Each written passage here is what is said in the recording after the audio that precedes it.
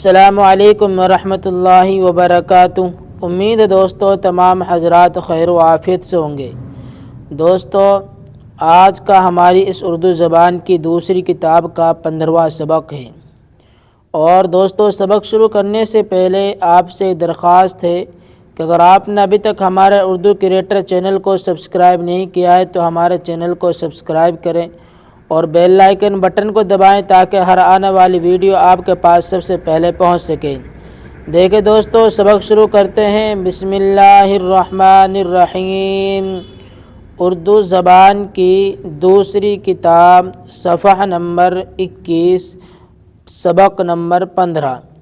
ایک شہری اور جنگلی چوہا۔ یہ کیا پڑھیں گے؟ ایک شہری، شین ہے را یہ، شہری اور جنگلی چوہا، اور نہیں اور جنگلی چوہا۔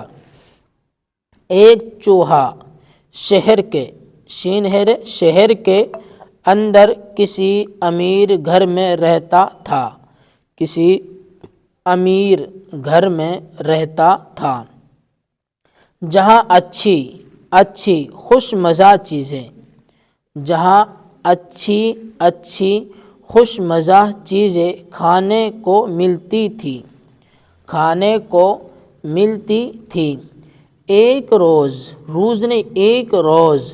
وہ اپنے جنگلی دوست کی، جنگلی جیم نون قاف لام جنگلی دوست کی ملاقات کو گیا، جس کا سوراخ کھیت کے کنارے تھا۔ جنگلی چوہے نے مہمان کی بڑی آؤ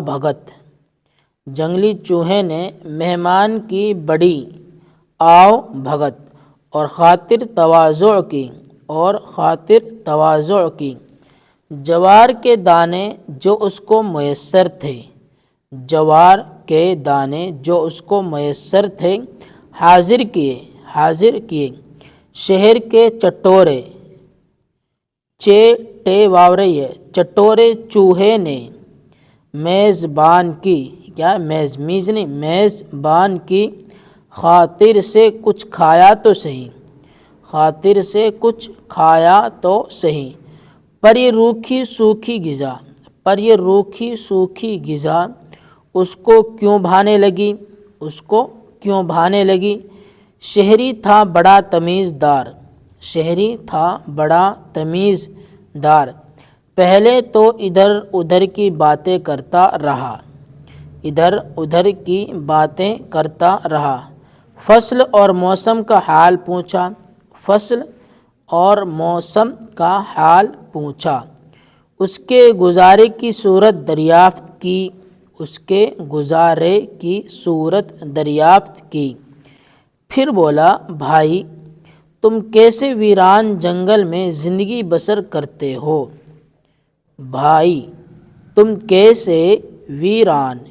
ویران جنگل میں زندگی بسر کرتے ہو، جہاں کوئی مزیدار کھانا نصیب نہیں، آؤ ذرا میرے ساتھ چلو، وہاں تم دیکھو گے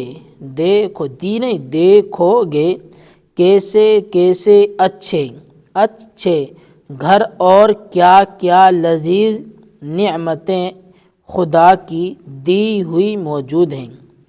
اچھے گھر اور کیا لذیذ، یہاں دو نقطے ہیں اس کے نیچے، لام زال پھر یا پھر زال، لذیذ نعمتیں خدا کی دی ہوئی موجود ہیں۔ جنگلی چوہے نے شہری دوست کی ضیافت بڑی خوشی سے قبول کی، جنگلی چوہے نے شہری دوست کی ضیافت بڑی خوشی سے قبول کی۔ شام کو دونوں روانہ ہوئے اور آدھی رات گئے گھر جا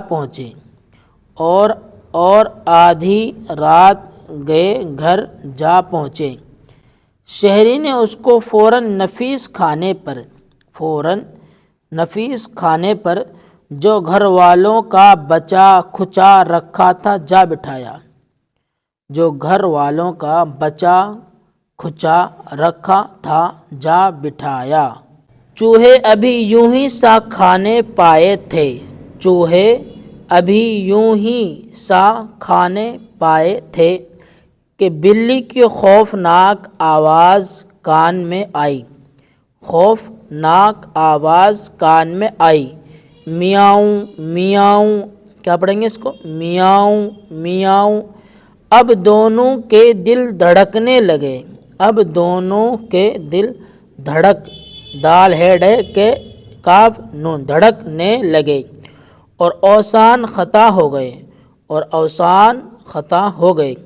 ناچار پتا توڑ بھاگے، ناچار پتا توڑ بھاگے اور سوراخ میں جا گھسے۔ جب بلی چلی گئی اور کچھ خطرہ باقی نہ رہا، اور کچھ خطرہ باقی نہ رہا، تو شہری نے پھر کھانے کی تواضع کی، تو شہری نے پھر کھانے کی تواضع کی، مگر جنگلی دوست نے بہت منت سے واپسی کی اجازت چاہی، واپسی کی اجازت چاہی، اور یوں کہتا ہوا جل دیا، اور یوں کہتا ہوا چل دیا، یوں کہتا ہوا چل دیا۔ یارو، کیا کہیں گے، یارو اگر تمہارے شہر میں گزارے کا یہی وتیرہ ہے، اگر تمہارے شہر میں گزارے کا یہی وتیرہ ہے، تو تمہیں مبارک رہے، تو تمہیں مبارک رہے۔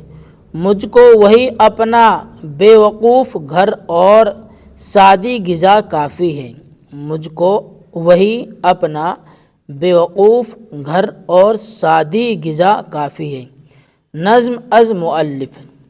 ملے خشک روٹی جو آزاد رہ کر، ملے خشک روٹی جو آزاد رہ کر، تو وہ خوف و ذلت کے حلوے سے بہتر، تو وہ خوف و ذلت کے حلوے سے بہتر۔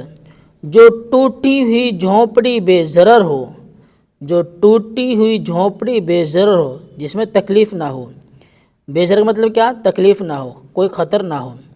بھلی اس محل سے جہاں کچھ خطر ہو، بھلی اس محل سے جہاں کچھ خطر ہو۔ یاد کرو ہجے اور معنی، یہ کچھ لفظ ہیں، ان کے معنی ہم آپ کو بتلائیں گے، ان کے معنی بھی یاد رکھنے۔ دیکھیں، تواضع عاجزی آؤ بھگت، تواضع عاجزی آؤ بھگت۔ خطرہ کیا معنی، ڈر خوف۔ ضیافت مہمانی، ضیافت مہمانی۔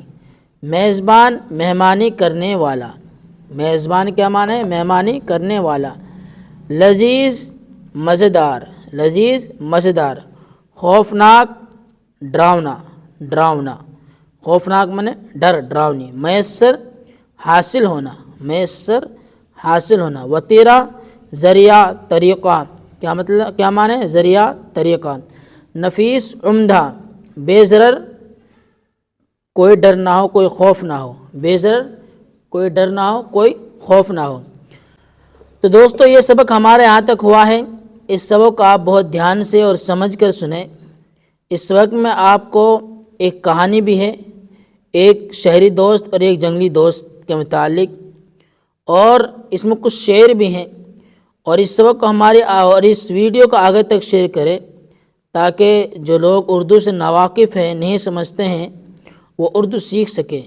تو دوستو پھر ملتے ہیں اگلی ویڈیو میں۔ السلام علیکم ورحمۃ اللہ وبرکاتہ۔